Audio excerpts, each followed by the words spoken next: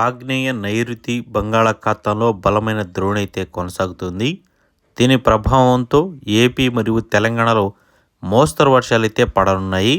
అక్కడక్కడ చిరుజల్లులతో కూడిన వర్షాలు కూడా పడే అవకాశం ఉన్నట్లు భారత వాతావరణ కేంద్రం అంచనా వేసింది. అయితే ఈ ద్రోణి మేఘాలు ఏపీలోని రాయలసీమకు కూడా భారీ ఎత్తున చేరుకోబోతున్నాయి. దీంతో నేడు రాయలసీమలో మేఘాలు వాతావరణం ఏర్పడుతుంది.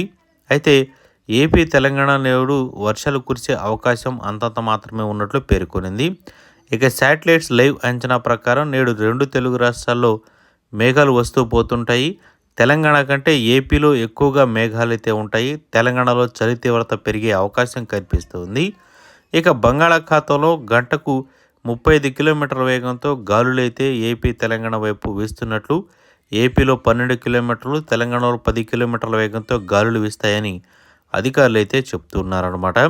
ఇక రాబోయే 2-3 రోజుల పాటు 2 తెలుగు రాష్ట్రాల్లో భారీ వర్షాలు లేనప్పటికీ మనకి వాతావరణంలో పెనుమార్పులు అయితే చోటు చేసుకోబోతున్నట్లు పేర్కొంది.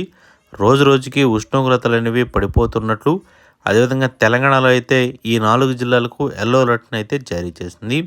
ముందుగా ఈ 4 జిల్లాలు చూస్తే ఆదిలాబాద్, ఆసిఫాబాద్, మంచిర్యాల, నిర్మల్ జిల్లాల్లో 10 డిగ్రీల లోపు కనిష్ట ఉష్ణోగ్రతలు నమోదయ్యే అవకాశం ఉందని హెచ్చరించింది.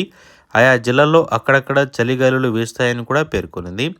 రాబోయే 3 రోజులు ఉదయం వేళలో పొగమంచు ఏర్పడే అవకాశం ఉందని, 2 రోజుల పాటు పలుచోట్ల సాధారణం కంటే 2-3 డిగ్రీల వరకు ఉష్ణోగ్రతలు తగ్గుముఖం పట్టే ఛాన్స్ ఉందని తెలిపింది. రాబోయే కొద్ది రోజుల పాటు పొడి వాతావరణం ఏర్పడుతుందని తెలిపారు. ఇది ఉండగా రాష్ట్రంలో పగటి ఉష్ణోగ్రతలు అయితే పెరుగుతున్నాయి. రాష్ట్రంలో పలు జిల్లాల్లో ఉష్ణోగ్రతలు 30 డిగ్రీల వరకు నమోదవుతున్నట్లు కూడా హైదరాబాద్ వాతావరణ కేంద్రం అయితే వెల్లడించింది. ఇక ఏపీలో కనుక చూస్తే ఏపీలో వాతావరణ పరిస్థితి అనేది కూడా దాదాపు ఈ విధంగానే ఉండబోతుంది.